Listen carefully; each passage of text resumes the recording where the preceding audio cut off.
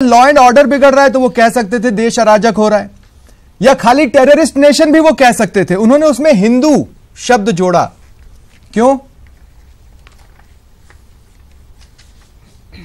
देखिए स्वप्निल जी, ये बात बिल्कुल सही है कि उनके जो शब्द हैं और उनका बयान है वो किसी भी सूरत में किसी के लिए भी स्वीकार्य नहीं है और कांग्रेस पार्टी उस बयान के साथ खड़ी भी नहीं है। अब मैं ये नहीं कहूंगी कि साहब हमने डिस्टेंस कर लिया और इतिश्री होगी। देखिए ये बयान आया हिंदू के संदर्भ में आया, उससे ज्यादा दुखद ये है कि हम उसको एक नेशन के तौर पर डिरोगेटरी मानते हैं इसको, और पाकिस्तान से जब तुलना होती है तो हम सबको पीड़ा होती है।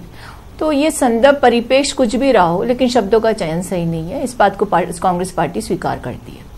आप निंदा करते हैं? मैं समझती हूँ कि ऐसे बयान दिए गए तो किसी के लिए भी सुखद नहीं है, लेकिन हम इनके साथ खड़े नहीं हैं और ना इन बयानों के हम समर्थन में। नहीं, वो मैं मान रहा हूँ। देखिए यही मैंने जितने भी कांग्रेस लीडर्स के रिएक्शन देखे सबने लगभग यही कहा। कुछ ने तो यहां तक कहा कि कानून व्यवस्था बिगड़ रही है, लिंचिंग है, ये है वो है, लेकिन किसी ने ये नहीं कहा कि शशि थरूर ने एक लूज कमेंट किया है, इसकी निंदा की जानी चाहिए। देखिए फिर स्वप्निल जी, जब हम इस तरह से एकदम डायरेक्टली आप मुझसे प्रश्न करेंगे, उसका उत्तर चाहेंगे, तो मैं भी कुछ बातें कहना चाहूंगी। हाँ, कहिए। कि जब प्रधानमंत्री के तौर पर नरेंद्र मोदी जी जाते हैं केरल में, हाँ? और उसकी तुलना सोमालिया से करते हैं, तो वो भी अपमान होता है एक प्रदेश का। ठीक। और भारतीय जनता पार्टी के एक नेता और विधायक ये कहते हैं कि साहब राम भी आ जाएं तो बलात्कार नहीं थम सकते, तो फिर वो क्या सही है, मुझे बताइए। इसके अलावा मॉब लिंचिंग करने वालों को आप माल्यार्पण करते हैं, उनका स्वागत करते हैं बेल पर आने पर। अर्चना जी, और सांप्रदायिक सौहार्द बिगाड़ने वाले लोगों को, सुनिए मेरी बात, 100 गलत चीजें मिलकर सही नहीं होती ना, 100 गलत चीजें मिलकर सही नहीं होती। आज अगर हिंदू पाकिस्तान वाले बयान पर मैं बात कर रहा हूं तो मैं तो उस पर सुनना चाहूंगा। क्या कांग्रेस ये बोलेगी कि शशि थरूर ने एक लूज कमेंट किया है? क्या आपकी बीजेपी से समस्या इतनी गहरी हो गई है कि आप लूज कमेंट को लूज कमेंट ना कह पाए? शब्दों का देखिए, शब्दों का चयन बिल्कुल गलत है और एक राष्ट्र के तौर पर किसी को भी स्वीकार्य नहीं है। और मेरा सिर्फ इतना कहना है कि जब हम देश किसी ऐसी दिशा की ओर जा रहा हो और आपको उसमें लगता हो कि मुझे इंगित करना है, तो शब्दों का चयन सही होना चाहिए। और इसमें भी कोई दौराय नहीं है कि जो मॉब लिंचिंग हो रही है, ठीक है, मैं समझ गया, ठीक है, मैं समझ गया। आप कांग्रेस उसके साथ खड़ी नहीं है और इस तरह के शब्द का अपमान होता है, इस तरह के शब्द कांग्रेस को स्वीकार नहीं है और कांग्रेस उनके साथ खड़ी नहीं है। लेकिन बयान की ना आपने निंदा की, ना आपने ये कहा कि शशि थरूर ने एक लूज कमेंट किया है। ये स्थिति अब तक साफ है। करीब 1.5-2 मिनट मैंने आपसे बातचीत की है। ओंकार जी, अब मैं आपको डिबेट में शामिल कर रहा हूं। मैं ये कहना चाहता हूं, इतिहास घूमकर अब आपको परेशान कर रहा है। ओंकार जी, इतिहास घूमकर अब आपको परेशान कर रहा है। जब आप पाकिस्तान से जुड़े बयान देते थे तो आप किसको डरा रहे होते थे? आपसे मेरा मतलब ओंकार जी नहीं है, मेरा मतलब बीजेपी है। मेरा ये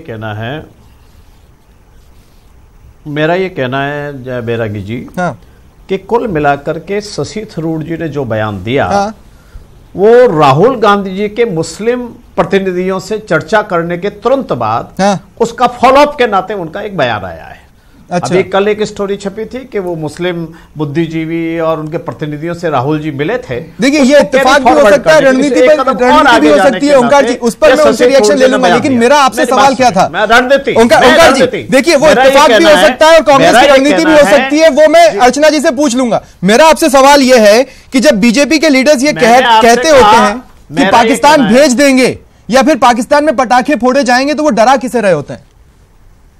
नहीं, भारतीय जनता पार्टी ने कभी नहीं कहा कि हम पाकिस्तान भेज देंगे, परंतु गिरिराज सिंह जी बिहार से अभी तो मंत्री भी हैं। हिंदुइज्म को जो गाली दी गई वो नहीं, गाली दी गई। गिरिराज सिंह जी जो कि मंत्री भी हैं, वो कई बार कह चुके हैं कि ऐसा हुआ तो पाकिस्तान भेज देंगे। आप सुनिए मेरी बात कहने दें। बैरागी जी, आपको सुनना तो पड़ेगा। आपने सवाल पूछा है। नहीं, अगर आप फैक्ट्स को गलत बताएंगे ओंकार जी, तो मैं आपको याद दिलाऊंगा ना किस किसने कहा है। मैं कोट कर रहा हूं, सुनिए ना मेरी बात। नहीं, उत्तर मेरे मुंह में आप नहीं डाल सकते। मैं नहीं डालूंगा। बैरागी जी, ये लोकतंत्र है, एक्सप्रेशन का आजादी है हमारे। मेरी बात सुनिए, मेरा सेंटेंस पूरा करने दीजिए प्लीज। चलिए, मेरा ये कहना है कि हिंदुइज्म जो महात्मा गांधी ने कहा, महात्मा गांधी ने कहा कि अगर हिंदुइज्म के बारे में पूछना चाहते हो, आई शुड सिंपली से सर्च आफ्टर ट्रूथ दो थ्रू नॉन वायलेंट मीन्स। ये गांधी जी ने कहा, विवेकानंद ने कहा, सुप्रीम कोर्ट ने यह कहा कि Hinduism is a way of life.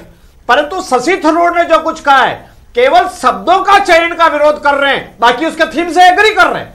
ये हिंदुस्तान को गाली दी जा रही है, ये हिंदू जीवन पद्धति को गाली दी जा रही है, ये सोच समझकर हिंदुस्तान में रहने वाले करोड़ों लोगों को और उनकी आस्था को गाली दी जा रही है। और ये गाली उस दिन दी जा रही है जिससे 2 दिन पहले राहुल गांधी जी मुस्लिम प्रतिनिधियों से मिलकर इस बात को आगे बढ़ाना चाहते हैं। अच्छा ओंकार जी, ये हिंदुस्तान के मैंने आपकी बात सुनी, अब आप मेरी बात सुनेंगे ओंकार जी, मैंने आपकी बात सुनी, अब आप मेरी बात सुनेंगे ओंकार जी, 2 मिनट सुनिए। मैंने आपकी बात सुनी, अब आप मेरी बात सुनेंगे। 2014 में बिहार में चुनाव होने वाले थे, तो भाजपा के वरिष्ठ नेता है गिरिराज सिंह, तो गिरिराज सिंह ने, जो भाजपा के वरिष्ठ नेता हैं, अभी मंत्री भी हैं, उन्होंने कहा कि जो भी मोदी विरोधी हैं उन्हें चुनाव के बाद पाकिस्तान भेज दिया जाएगा। सुषमा स्वराज जी ने यूपी के चुनावों में प्रचार के दौरान कहा कि पाकिस्तान में पटाखे फूटेंगे।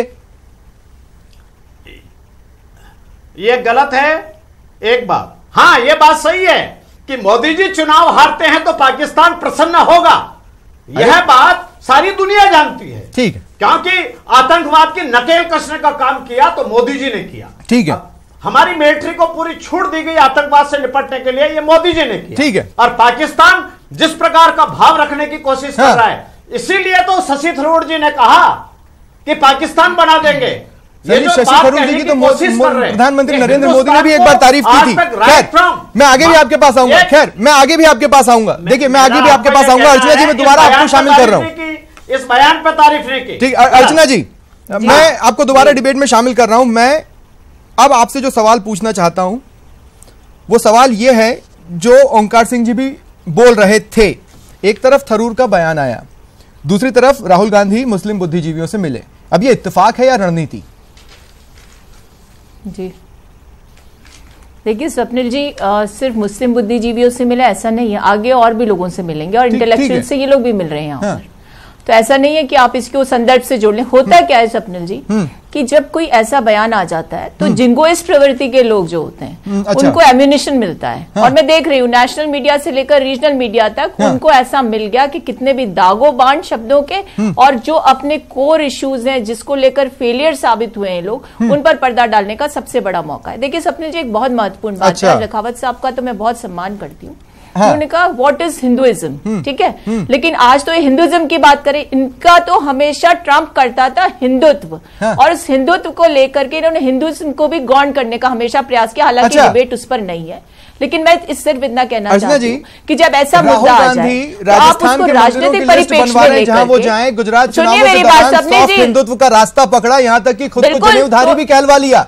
उसके बाद फिर हिंदू टेरर, हिंदू पाकिस्तान। तो सॉफ्ट सुनिए मेरी बात, हिंदुत्व होना बुरा नहीं है, लेकिन हिंदुत्व के नाम पर कुछ ऐसा कर जाओ जिससे कि देश में आपसी सद्भाव बिगड़ जाए, मारने के लिए भीड़ तंत्र लोकतंत्र पर हावी हो जाए। और आप मौन धारण करके और आपका जो पुलिस बाइस्टैंडर की भूमिका में आ जाए और इन सबको आप तुष्ट करते रहो और आपके मुंह से आहा तक नहीं निकले कानून राहुल गांधी ने हाल ही में कहा था कि भारत और पाकिस्तान में फर्क नहीं रह जाएगा।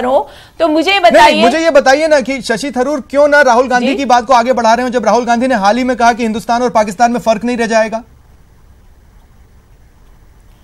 देखिए, जब पाकिस्तान और हिंदुस्तान की बात आती है तो चाहे पाकिस्तान में चुनाव चाहे हिंदुस्तान में चुनाव, तो हमेशा हमारे लिए पाकिस्तान के संदर्भ में बात होगी। तो हम ये मानते हैं भारतीय होने के नाते, इस देश के नागरिक होने के नाते, कि वो हमारे लिए कभी अनुकरणीय नहीं हो सकता। और वहां की उपमाएं क्यों दी जाती हैं? क्योंकि भय इस समय इसलिए सता रहा है क्योंकि इनका हिंदुत्व जो है वो ये है जो मीडियोक्रेटिक जो सिद्धांत आया था पहले 20वीं सेंचुरी में, उसमें कहा गया कि साहब इसमें ये गुण है तो ये अपर कास्ट का होगा, इसमें नहीं तो लोअर कास्ट हो। उसको डिस्कार्ड किया तो दूसरा हिंदुत्व आ गया।